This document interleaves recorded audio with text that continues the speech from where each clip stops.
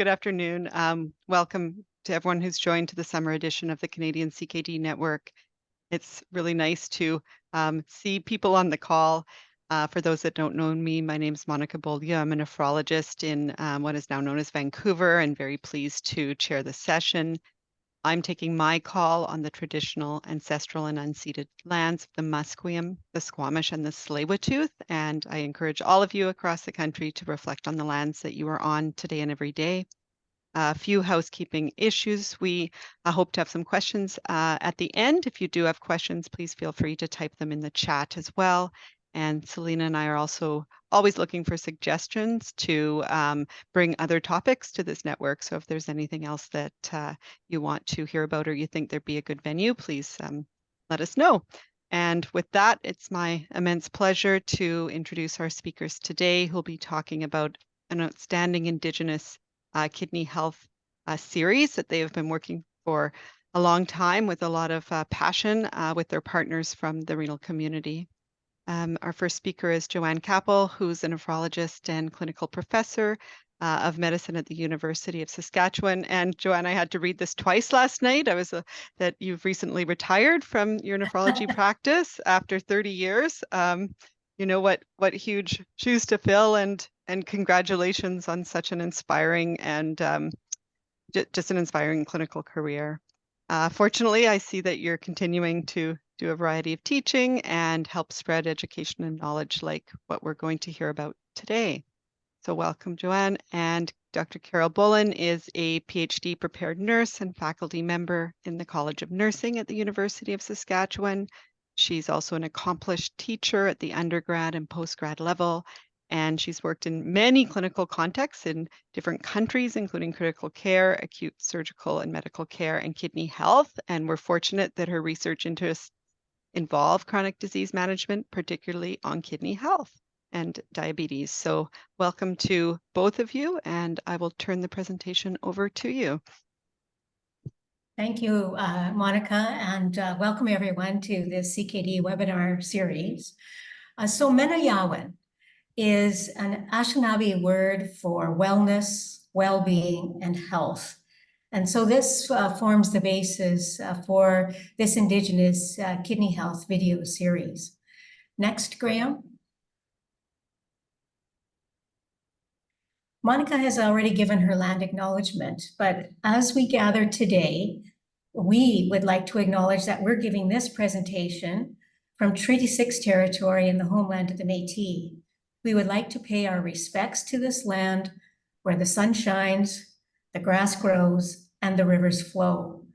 May our relationships with one another and our work together close the gap in health outcomes between Indigenous and non-Indigenous peoples. Next, Graham. So this project has had research support from CIHR and the St. Paul's Hospital Foundation here in Saskatoon, Saskatchewan. Dr. Bullin and myself have no other disclosures to make. Next slide, Graham. Our learning objectives today are two. The first one is to understand the process of the video series development. And the second is to illustrate, suggested strategies on how to use this video series in your clinics, etc. So for those of you who have not had time to view any of this series when it was announced in early June, I would like to ask Graham to show the trailer for all of us to view.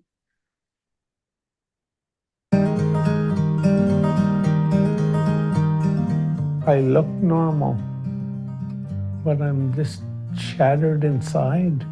When I was diagnosed with kidney disease, I don't think I was fully aware of how it would impact my life. My daughter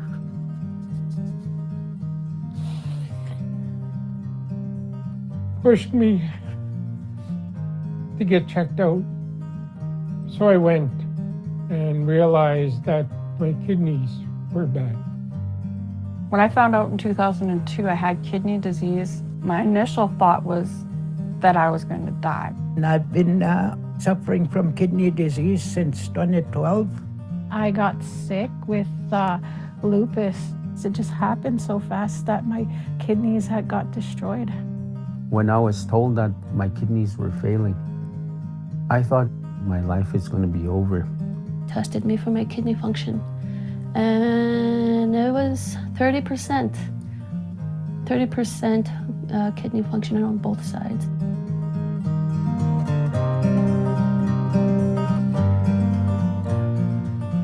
It's a life change. I won't kid you. You change everything. They asked me, what will you do when you have to go on dialysis? I said, nothing. I said, when the good Lord wants me back, I said, I'll go, I said. After a while, I was taking my treatments. I started to feel better. We have a kidney for you. I'm like, what? They're like, we have a kidney for you. So and I was speechless. My choice to stop dialysis it's a choice. It's a feeling. A First Nations advocate at every in-center treatment would be very beneficial. They may know the question in their language, but they don't know how to ask it in English. And there's not always words in their language that apply to dialysis. Potassium's too high. What does that mean? You know, creatinine or whatever that chemical, what does that mean? Like, you know, you're just like fumbling around trying to find out what things mean. And they need to have those conversations in a way that we can understand what those mean.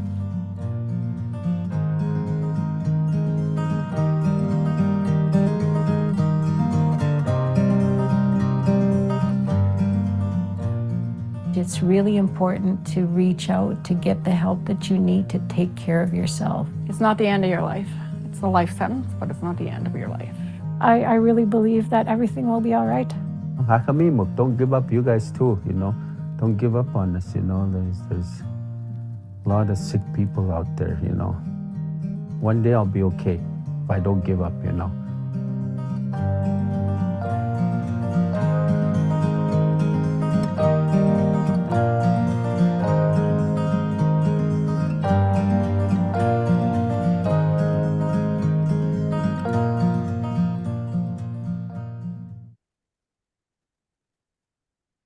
Thank you, Graham. So powerful words, you know, I may look normal, but I'm shattered inside. And that really explains a lot about the patient experience videos, which I would encourage all of you to look at. So this video series is really a combination of a lot of work that started in the phase 1 CanSolve CKD project beginning in 2016. The project was called Improving Indigenous Patient Knowledge about Treatment Options for Failing Kidneys. At that time, there were few culturally appropriate, co-developed educational tools for this issue. The purpose of this project was to co-create educational materials that were Indigenous patient-centered, that could encourage self-management for kidney health with appropriate knowledge, confidence, and informed consent to make decisions about treatment choices. The project from start to finish was guided by Cree Métis elder George Laliberty, who guided and led us in Indigenous ceremony, including several sweat lodges, smudging, pipe ceremonies, and feasts. Next slide, Graham. Elders, Indigenous people with lived experience of kidney disease, and caregivers in Saskatoon and northern Saskatchewan were recruited over a 4-year period. Initially, BC and Thunder Bay were to be involved, but due to a series of issues, were unable to do so. Unfortunately, the COVID pandemic really caused significant delays. Sharing circles, community meetings, individual interviews, educational seminars were used to co-create content. Emphasis was placed on the importance of sending a positive message about kidney health, particularly with the learning modules. It was made evident that we should not start with the negative perception of disease or the problem-oriented approach that we all seem to start with, but that we should come from it from a positive, what are your strengths based.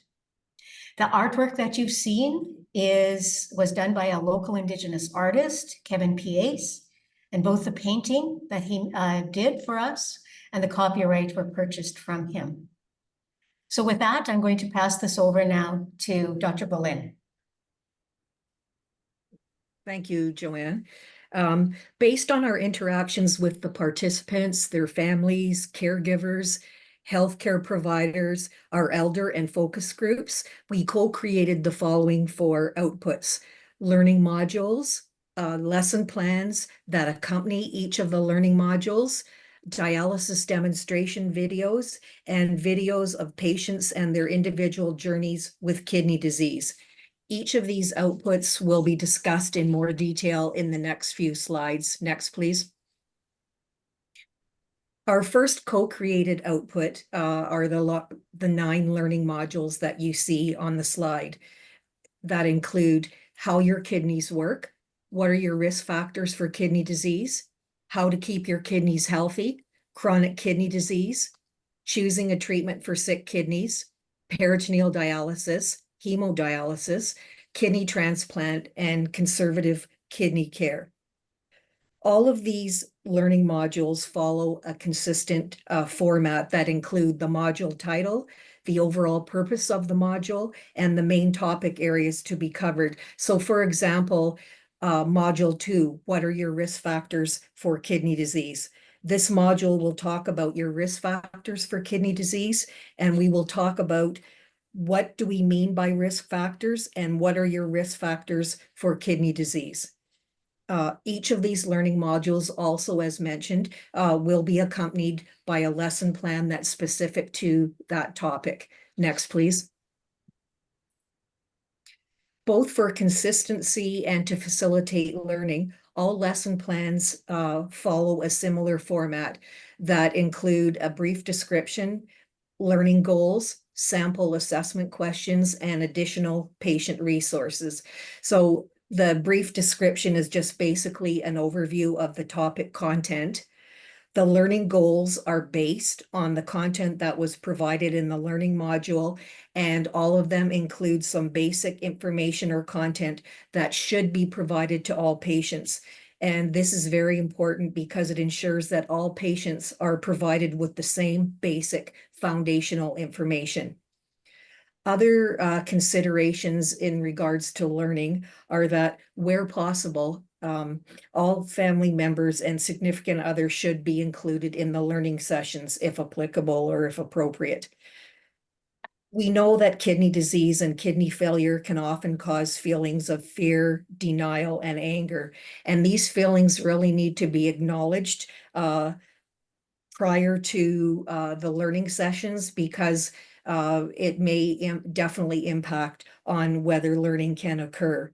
It's also important for the patient and the family to understand that their preferences are important in the decision making. And I think that's one of the real areas that we need to work on. It's not our decision, it's what they decide, okay, in conjunction with us.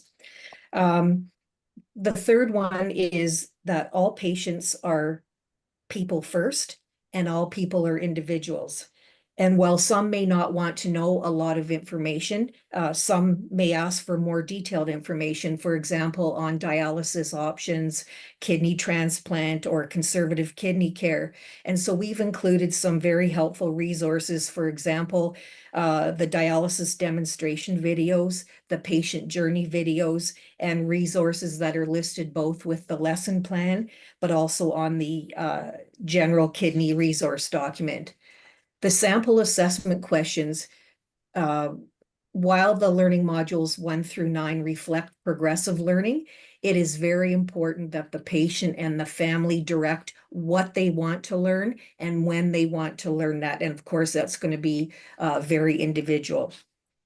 For example, some sample questions might be, what would you like to learn today? What is the most important question you need answered today? What did you learn from your last visit? And perhaps at the end of the learning session, you might ask, what would you like to learn in future visits? If the patient and or their family are not sure about what they want to learn, it would probably be best to begin with module 1 and then progress from there, depending on the individual patient. The teach back method is probably a good way to assess patient learning. So we want to summarize the information provided in the learning module in clear, plain language. We want to ask the patient and or their family to repeat that information back to us in their own words. And this will help us assess whether the patient and or the family truly understand the information that we've provided to them. And we can also ask the patient, and we may even assess that from the way the patient is providing us the information, is that maybe there's something that we can explain better. If there's any misunderstandings, we can correct them. So that's a really good way in order to assess whether the patient has understood, because really that's the goal of providing that information and then using this format for the lesson plan. And then finally, we have additional patient resources. They already may be listed, or you can also refer to the general kidney resource PDF that's included, and it's found at the bottom of the web page. And these are examples of Canadian resources that can be given to patients and or their families for further learning or information. And also, if there are any local resources that are available, these can also be provided to the patient and their family to use as companion documents. Next slide, please. The dialysis demonstration videos. These videos include peritoneal dialysis, both automated PD and CAPD, home hemodialysis, and in-center hemodialysis using both a fistula and a central line. These demonstration videos complement the peritoneal dialysis and the hemodialysis learning modules. One note here about these videos. We tried to avoid using the term home dialysis as it was evident in talking to the individuals that this was confusing to them.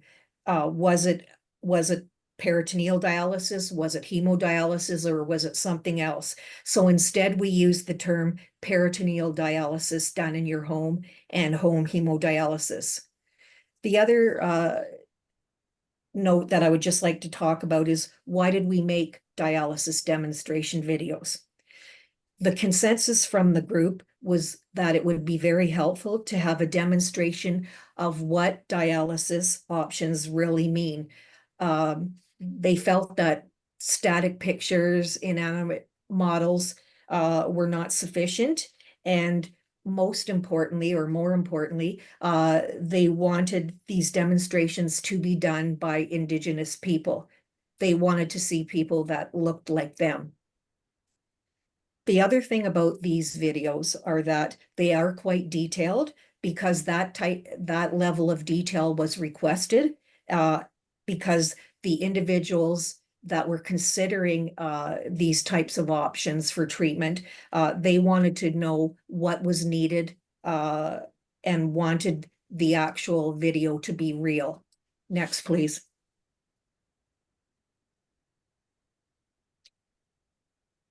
The patient journey. These 10 videos document the lived experience of Indigenous people with kidney disease. And as Joanne mentioned earlier, these lived experiences, as with any lived experience, are very impactful. They are of varying lengths dependent on the individual that's providing their experience. But we would really encourage you, if you haven't had an opportunity to look at them, to look at them following this presentation, or when you have an opportunity to. So these patient journeys include people on peritoneal dialysis, in-center hemodialysis, home hemodialysis, kidney transplant with a living donor, kidney transplant with a deceased donor, a CKD patient who has decided on conservative care, and a hemodialysis patient who is considering stopping dialysis. And with that particular patient, there are 3 videos that describe his experience, one by the patient himself, one by his wife, the caregiver, and one with patient and wife together. And while each patient described their own journey, which was unique with kidney disease, 2 questions were asked to all individuals, and they were, what advice would you give to healthcare providers? And what advice would you give to other patients in relation to the kidney journey? Next slide. So how can this series be used? Okay, so these are just a number of examples. There's multiple examples, but just a few here to give you an idea of you know, where they may be used. But again, these are only a few. So during education sessions with Indigenous patients and their caregivers in the kidney care clinics, for kidney health staff that can use this series in both public and community teaching events. On the reserve, maybe during individual or community education events that are either being given by a registered nurse or other healthcare staff. And this is where, in particular, the lesson plans may come into play, are that they can be particularly helpful in guiding new to kidney health, either people that want to learn about that, patient teachers, coaches, etc. These series can be used as a resource for primary care providers, either during health visits or as a takeaway learning. As part of kidney health staff orientation, particularly the patient lived experience videos would be very helpful in understanding what the patient is actually living and experiencing in their treatment. And as a resource for healthcare organizations and governments that often lack knowledge about kidney health. Next slide, please. And now Joanne will talk about changes that we hope that will happen with use of this video series and lessons learned, followed by questions. Thank you. Thanks, Carol. So we really hope that this video series and this resource is clear, understandable, culturally relevant for Indigenous people and their caregivers to help them with informed decision-making. The 3 dialysis modalities videos really demonstrate authentic lived experiences. And this came through loud and clear when we were having our sharing circles and our individual interviews, that they really wanted these authentic lived experiences with dialysis, particularly peritoneal dialysis, as there's often a lot of misconceptions about that modality. We hope this video series will empower Indigenous patients and their caregivers to make decisions about treatment options for kidney failure and feel confident in their decisions about treatment options for kidney failure. We also hope that this series improves healthcare provider comfort and knowledge in teaching a topic that they may not be completely familiar with. So one of the things that we discussed, that Carol discussed, was using this on the reserve. So we do envision community health representatives being able to use this video series, the learning modules and the lesson plans, to be able to teach people in their home on reserve. And some feedback that I have received from people on reserve, they feel that that could be accomplished, particularly with more senior members in their community health representative community. And the other thing that we hope that will change with the use of this video series is that healthcare providers and kidney health administrators and government policymakers will learn about the Indigenous patient experience and hopefully ways to improve the care that they fund and the care that we deliver to Indigenous people and their families and communities. And in fact, I have distributed this video series to our Ministry of Health representatives here in Saskatchewan.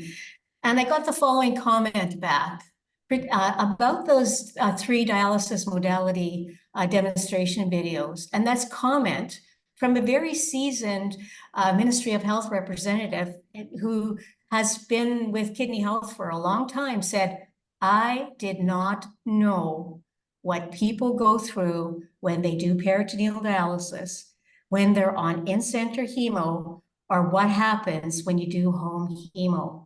So that in and of itself, I think, just demonstrates that there is a wide range of use and hopefully some changes that we can see happening when people actually view this video series.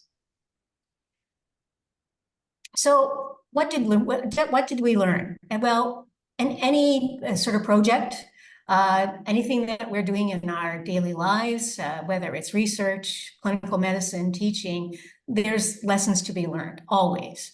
And I think some of the lessons that we did learn was that we have to be real. And in fact, that is what Elder George has always told me. He said, Joanne, you are authentic.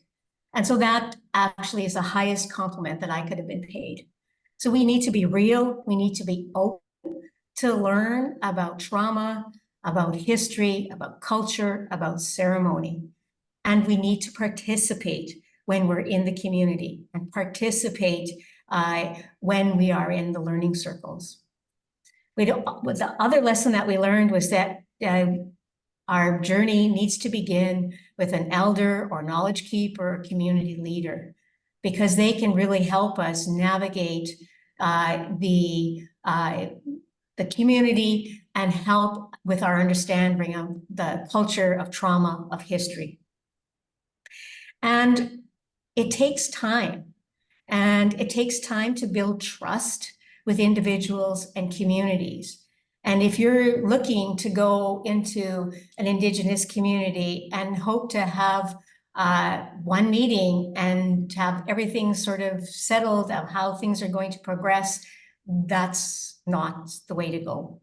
You need to build trust. You need to be very collaborative. This is not you directing what's going to happen. It's what the community wants to direct what's going to happen. And so sometimes that trust and that relationship building takes a long time, months, sometimes years. And Elder George has given me lots of advice over these years since 2016. And he said to me, he said, Joanne, you need to listen, and then you need to listen again before you open your mouth. And that is extremely good advice. We should also make sure we follow through on our promises. Like, let's not do what we've done in the past. And the other thing is people say, well, you know, why are you traveling 5 and 6 hours to northern Saskatchewan to do an afternoon sharing circle? Well, that's because sometimes technology can or may not be your friend. And I think we have to make sure that we actually ask what is preferred and not come with our own biases, and not assume that just because a person is older that they don't want to use technology, and not to assume that just because a person is younger that they want to use technology, because that's maybe not the case. So you should ask, how does the community, how do the individuals that you're engaging with want to be involved? Next slide, please. So this series was put out there at the beginning of June, and so we've already had some questions about the video series. And one of the questions was, will this be translated into French? And so the learning modules will be translated, hopefully sometime in the next little while. But there was also another question, is can these videos be done with French-speaking Indigenous people? And while we are not able to do this, we would certainly encourage those programs who have French-speaking Indigenous people to do so. Another question was, is there going to be a poster available so that I can put this in my clinic to advertise the resource? And this is a work in progress, and hopefully it will be available by the fall. One of the other questions apropos language was, could this be translated into an Indigenous language? And that is actually a difficult question because there are many, many Indigenous languages, probably more than 140 Indigenous languages in Canada. So it's difficult to decide which language, because we can't translate it into 140 different languages. So that is a question that we're still grappling with and may not come to an answer actually. And some of the people that we engaged with during this journey did mention that they preferred English, particularly if there was a lot of pictures and the spoken word rather than written language. So that is where this video series settled on. The other question was, how would we contact you if we have questions? And up there on our screen is our contact information. Our email addresses at carol.bullin@usask.ca and my email address at jok762@usask.ca. So with that, we have a fair amount of time for questions. Are we able to take down the presentation, Graham? And is there a possibility of showing faces?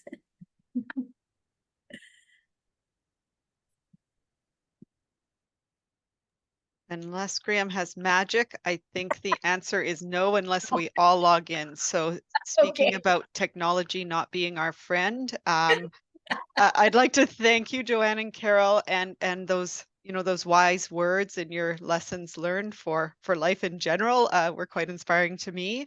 And going through the modules, I'm just so grateful to all the Indigenous peoples with lived experience of kidney disease that shared their time and their thoughts and their honesty about what they're going through. It was quite amazing. Yeah, actually, during those interviews were very powerful. And I think that, you know, some of the things that people have said is like, what is different about this video series? Well, the content was really directed by Indigenous people and their caregivers. This is really solely the lived experience of Indigenous peoples, and the production of the videos and the learning modules involved Indigenous peoples as well. So I think that's really what is different. Oh, it says we have a chat. Yeah. Okay, here's our faces. Wow. Here's here we are. I don't think we can see our attendees, but this is definitely better. I think there's one note in the chat as well. Just a huge congratulations on the work and talking about the dissemination that already has been started in British Columbia with respect to the Kidney Check project as well. So I think the dissemination, I haven't seen as fast and broad dissemination as the flurry that's come from this. It's pretty amazing. So yeah, so I'm sorry, Monica, but the video series has been disseminated to the senior kidney leaders in Canada, and so hopefully they will then share it with their networks. It's been sent to the Canadian Association of Nephrology Social Workers, who have sent it out to their network. It has been disseminated to the Canadian Renal Pharmacists Network, who disseminated to all of their members. It has been disseminated to the Canadian Association of Nephrology Dietitians, who have disseminated to all the nephrology dietitians that belong to that association. So I think it's been, you know, widely sent out to the nephrology or kidney community. It's also obviously been sent to the Kidney Foundation, who was going to share it with all the branches, who then will share it with their community as well. There's been some Facebook posts already about the kidney, about the Indigenous Kidney Health video series that I've been told about. I personally don't go on Facebook, so I wouldn't have a clue. Joanne, are there any quality metrics that you plan to capture after the rollout? So with this being posted on the Council CKD website, there will be quality metrics, number of hits, etc., that come from there. That is basically it. I'm putting this out to the CKD Clinic Network that you already probably do an evaluation of your own teaching materials, your own teaching methods. So perhaps this could be integrated into your clinic evaluation tool as well, as a separate or as a combined evaluation. I think that would be really very helpful. And then, if people would want or could, to filter that back to both Carol and myself. Thank you. Any other questions from those on the call? We have a couple more, not questions, but just congratulatory thoughts and other ways of disseminating. Yeah. The one other thing I found quite that I picked up on is when you talked about the tools being put in the hands of the communities. And I feel that probably is a lesson for many different ways we teach, and not to be doled out when we find appropriate for the patient at their stage. So I just was wondering how that kind of came about, that the tools are really the community's tools to be used as the community feels appropriate. Yeah. So that actually came out when we were having community meetings in Isla Crosse and in the Belfort Tribals Council, is because there were healthcare people there, and they said, well, why can't we start some of this teaching? Why does it have to wait until they're referred to the clinic? Or in the case of some of our clinics, you can't get a referral to the clinic unless you see a nephrologist. And some of us know how long that wait time is to see a nephrologist. Why? So they asked, well, why can't we start? And so we took that back and said, yes, you could start. And starting using those lesson plans, that's how they felt that would be the most appropriate. If they could look at that lesson plan before they did the module, then they would be able to help the patient and their family learn more about it. So that's how that came about. And interestingly, now I'm still doing some stuff with our community, our kidney community outreach program. So we're doing like screening and that type of stuff. And so I still do community education, and they felt that the lesson plans and the learning modules will be something that they could definitely use, like the RNs, the nurse practitioners, and actually even as much as a couple of weeks ago, one of the nurses in one of the reserves around Saskatoon here said, oh, I could use that in my maternal fetal clinic. So there you go. That's great. Thank you. Any questions from those on the call?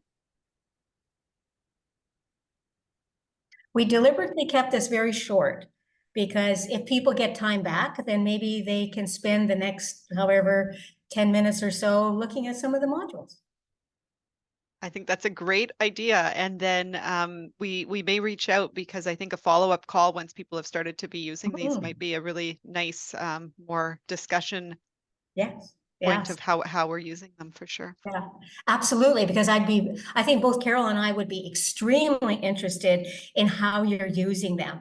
And one of the ways that Carol was saying is that using these in orientation for kidney health staff is very important. And in fact, Nova Scotia, I don't know if there's anybody from Nova Scotia on the call here, but Nova Scotia made some of their own videos with their own, with patients to use in their orientation for staff. And the staff found them very helpful. And because this is entirely Indigenous focused, I think the staff in provinces where there's a high proportion of Indigenous people in our CKD kidney health clinics, I think this would be extremely important. Yeah, that's a great point. So with that, I will close a bit early. Thank you again to both of you for presenting this work, and everybody, the website's right there. So happy watching. Yes, have a good summer, everyone. Yep. Thank you very much. Bye. Thank you, Graham, for helping us. You're welcome, Joanne. Great presentation. Thanks. Okay, take care. Bye.